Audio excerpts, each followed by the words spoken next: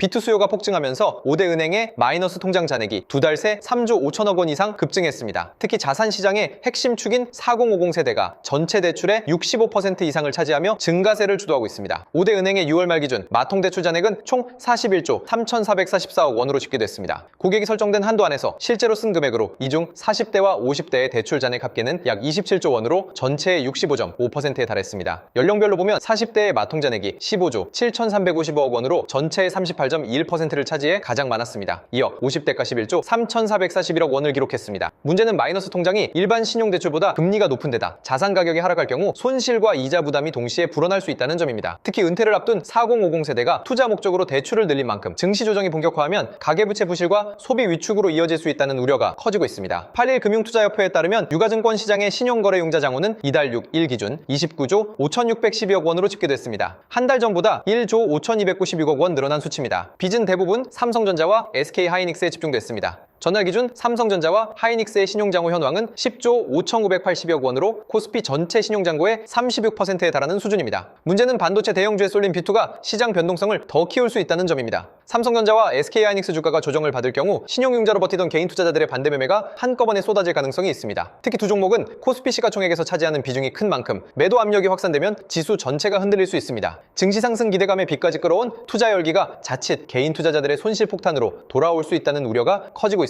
5일 금융투자협회에 따르면 올해 2분기 신용거래융자 잔액과 예탁증권담보융자를 합산한 일평균 B2 규모는 61조 9,084억 원으로 집계되며 역대 최고 수준을 기록했습니다. 신용거래융자 잔액은 일평균 35조 9,418억 원으로 지난 1분기보다 4조 9,292억 원 증가했습니다. 주식을 담보로 한 예탁증권담보융자는 일평균 25조 9,666억 원으로 나타났습니다. 문제는 주가가 조금만 흔들려도 담보가치 하락으로 반대 매매가 급증할 수 있다는 점입니다. 증권사는 담보 비율이 일정 수준 아래로 떨어지면 투자자 의사와 관계없이 보유 주식을 강제로 처분할 수 있습니다. 빚으로 버틴 매수세가 시장 하락 국면에서는 오히려 매도 폭탄으로 바뀌며 낙폭을 키우는 악순환이 벌어질 수 있습니다. 여기에 금리 부담까지 겹치면 개인 투자자의 버티기 여력은 더 약해질 수밖에 없습니다. 특히 외국인 매도세나 환율 급등 같은 충격이 겹칠 경우 B2 물량이 한꺼번에 청산되며 시장 변동성이 급격히 확대될 수 있다는 우려가 커지고 있습니다. 지난 25일 기준 5대 은행의 개인 마이너스 통장 잔액은 43조 3,363억 원으로 집계됐습니다. 역대 월말 잔액 기준으로는 2022년 10월 말 이후 3년 8개월 만에 최대 규모입니다. 은행권은 B2 확산을 막기 위해 신용대출 한도를 축소하거나 비대면 대출 접수를 제한하는 등의 관리에 나서고 있지만 다만 이미 개설된 마이너스 통장은 필요할 때 사용할 수 있어 규제 효과는 제한적일 것으로 보입니다. 문제는 증시 변동성이 커질 경우입니다. 마이너스 통장으로 주식 투자에 나선 차주들은 주가 하락과 대출이자 부담을 동시에 떠안을 수 있습니다. 특히 고금리 신용대출은 원리금 상환 부담이 빠르게 불어나 손실을 만회하려는 추가 대출로 이어질 가능성도 큽니다. 금융권에서는 빚투자금이 특정 종목에 과도하게 몰린 상황에서 급락장이 발생하면 반대 매매와 개인 투자자들의 연쇄 손실이 확대될 수 있다고 우려합니다. 가계대출 관리가 늦어질수록 금융시장 불안과 취약 차주의 부실 위험도 함께 커질 수 있다는 지적입니다. 24일 한국은행이 발간한 2026년 상반기 금융안정보고서에 따르면 5월 말 기준 신용융자 신용미수 잔액은 39조 4천억 원으로 1년 전보다 약 N배 가까이 폭증했습니다. 신용융자의 신용미수는 증권사 돈을 빌려 주식을 사는 레버리지 거래입니다. 문제는 최근 증시 변동성이 커진 상황에서 이 같은 B2 규모가 시장의 추가 하락을 증폭시킬 수 있다는 점입니다. 주가가 일정 수준 아래로 떨어지면 증권사는 담보 비율을 맞추기 위해 투자자에게 추가 자금을 요구하고 이를 충족하지 못할 경우 보유 주식을 강제로 처분하는 반대 매매에 나섭니다. 반대 매매 물량이 한꺼번에 쏟아지면 주가가 더 하락하고 다시 강제 청산이 늘어나는 악순환이 발생할 수 있습니다. 특히 외국인과 기관의 매도세까지 겹칠 경우 개인 투자자들의 손실은 더욱 빠르게 불어날 수 있습니다. 시장에서는 증시 급락이 이어질 경우 B2 투자자들의 연쇄 손실이 금융시장 전반의 불안으로 번질 수 있다는 우려가 커지고 있습니다. 카드론 잔액이 43조 원을 돌파하며 사상 최대치를 기록했습니다. 5월 가정의 달을 맞아 자금 수요가 늘어나고 은행권 대출 문턱이 높아진 영향으로 보입니다. 22일 여신금융협회에 따르면 9개 신용카드사의 5월 말 카드론 잔액은 43조 2,534억 원으로 전월 말 대비 2,704억 원 증가했습니다. 카드론을 상환하지 못해 다시 대출을 실행하는 대환대출 잔액은 1조 6,559억 원으로 전월 대비 576억 원 증가했습니다. 결제 대금을 다음 달로 넘기는 결제성 리볼빙 2월 잔액도 6조 7,999억 원으로 전월 대비 934억 원 증가했습니다. 문제는 카드론과 리볼빙이 일반 은행 대출보다 금리가 높아 취약 차주의 상환 부담을 빠르게 키울 수 있다는 점입니다. 특히 대환대출 증가는 기존 빚을 갚기 위해 또 다른 빚을 내는 이른바 돌려막기가 확산하고 있다는 신호로 해석됩니다. 고금리 상황이 장기화하고 경기 둔화로 소득 여건까지 악화할 경우 카드 대금 연체가 급증하면서 가계부채 부실이 금융권 전반으로 번질 수 있다는 우려가 나옵니다. 14일 금융권에 따르면 5대 은행의 주담대 고정금리 상단은 최근 연칠 점 5% 안팎까지 상승했습니다. 지난달 말 최고금리는 7.1% 수준이었지만 2주 사이 약 0.4%포인트 가까이 오른 겁니다. 1년 만기 신용대출 금리도 상단이 연 6%를 돌파했습니다. 이 때문에 시장에선 주담대 8%, 신용대출 7% 금리 시대가 현실화할 수 있다는 우려가 나옵니다. 대출 금리를 끌어올리는 직접적인 요인은 채권 금리 상승입니다. 고정형 주담대 금리의 기준이 되는 은행채 5연물 금리가 오르면서 은행의 자금 조달 비용이 상승했습니다. 문제는 기준 금리가 오르기도 전에 시장 금리가 먼저 뛰면서 대출자들의 부담이 빠르게 커지고 있다는 점입니다. 주담대 금리가 8%에 근접하면 수억 원을 빌린 차주의 연간 이자 부담은 수백만 원씩 늘어날 수 있습니다. 여기에 신용대출 금리까지 동반 상승하면 영끌 B2 차주들의 상환 여력이 급격히 악화하고 연체 증가와 급매물 출회로 부동산과 주식시장에도 충격이 번질 수 있다는 우려가 나옵니다. 코스피가 급격한 조정을 보였음에도 불구하고 시중은행의 마이너스 통장 잔액이 6천억 원 넘게 증가한 것으로 나타났습니다. 5대 은행의 마이너스 통장 잔액은 지난 8일 기준 42조 9,516억 원으로 집계됐습니다. 역대 월말 잔액과 비교하면 2022년 11월 말 이후 3년 7개월여 만에 최대 규모입니다. 특히 코스피가 급격한 조정을 겪은 지난 5일과 8일 이틀 동안에만 마이너스 통장 잔액이 6,085억 원 증가했습니다. 5일에는 1,367억 원, 8일은 4,719억 원 증가했습니다. 문제는 이 자금이 단순 생활비가 아니라 증시 조정 국면에서 추가 매수나 손실 방어용으로 쓰였을 가능성이 크다는 점입니다. 마이너스 통장은 필요할 때마다 빌릴 수 있어 접근성은 높지만 금리가 상대적으로 높고 변동금리 비중도 커 상환 부담이 빠르게 불어날 수 있습니다. 특히 주가가 추가로 하락할 경우 빚으로 버티던 투자자들은 이자 부담과 평가 손실, 반대 매매 위험까지 동시에 떠안게 됩니다. 결국 마이너스 통장 잔액 증가는 개인 투자자들의 위험 선호가 여전히 꺾이지 않았다는 신호이자 시장 변동성이 커질수록 금융 취약성이 확대될 수 있다는 경고로 해석됩니다. 지난 5일 기준 5대 은행의 주택담보대출 혼합형 금리는 연 4.39%에서 7.33%로 집계됐습니다. 5대 은행의 주담대 고정금리가 7.3%를 넘어선 것, 지난 2022년 10월 말 이후 약 3년 8개월 만에 처음입니다. 주담대 금리가 7%대를 넘어섰다는 것은 단순히 이자율이 오른 문제가 아닙니다. 매달 갚아야 할 원리금 부담이 급격히 커지면서 대출자들의 소비 여력이 빠르게 줄어들 수밖에 없습니다. 특히 변동금리나 혼합형 금리로 대출을 받은 차주들은 금리 재산정 시점마다 상환 부담이 늘어나는 구조입니다. 문제는 이 부담이 가계 전반의 현금 흐름을 압박한다는 점입니다. 월급은 크게 늘지 않는데 대출 이자만 불어나면 생활비와 교육비, 카드값까지 줄여야 하는 상황에 몰립니다. 집값 상승을 기대하고 무리하게 대출을 받은 이른바 영끌족의 경우 집값이 정체되거나 하락하면 자산 가치는 줄고 이자 부담은 커지는 이중고에 빠질 수 있습니다. 상환 여력이 약한 차주부터 연체 위험이 커지고 이는 은행권 건전성 악화로도 이어질 수 있습니다. 결국 고금리 장기화는 대출자 개인의 문제가 아니라 부동산 시장과 내수 경기, 금융권 전반을 흔드는 뇌관이 될 수 있다는 우려가 커지고 있습니다. 지난달 31일 기준 5대 시중은행의 5년 고정형 주담대 금리는 연 4.27에서 6.96%로 나타났습니다. 최근 주담대 금리 상단은 7% 전후에서 움직이고 있는 상황인데 일부 은행의 경우 금리 하단까지 5%대 중후반으로 오른 상태입니다. 대출 금리가 오르는 이유는 은행의 자금 조달 비용이 상승하고 있기 때문입니다. 금융투자협회에 따르면 금융채 5년물 금리는 지난 29일 4.207%를 기록했습니다. 금융채 5년물 금리는 은행들이 5년 고정형 주담대 금리를 산정할 때 주요 지표로 활용되는 만큼 대출금리 상승으로 이어집니다. 대출금리 상승은 가계의 원리금 상환 부담을 키워 소비 위축으로 이어질 가능성이 큽니다. 특히 변동금리 차주와 영끌족은 이자 부담이 빠르게 늘면서 연체 위험에 노출될 수 있습니다. 부동산 시장에서도 매수 심리가 얼어붙고 거래 절벽이 심화하면 집값 하방 압력과 금융권 건전성 악화 우려가 동시에 커질 수 있습니다. 문제는 금리 상승이 단기간에 끝나지 않을 경우 취약 차주를 중심으로 부실이 확산할 수 있다는 점입니다. 이미 생활비와 대출 상환을 동시에 감당해야 하는 가계가 늘고 있어 연체율 상승과 소비 침체가 맞물릴 경우 내수 경기 전반에 부담으로 작용할 수 있습니다.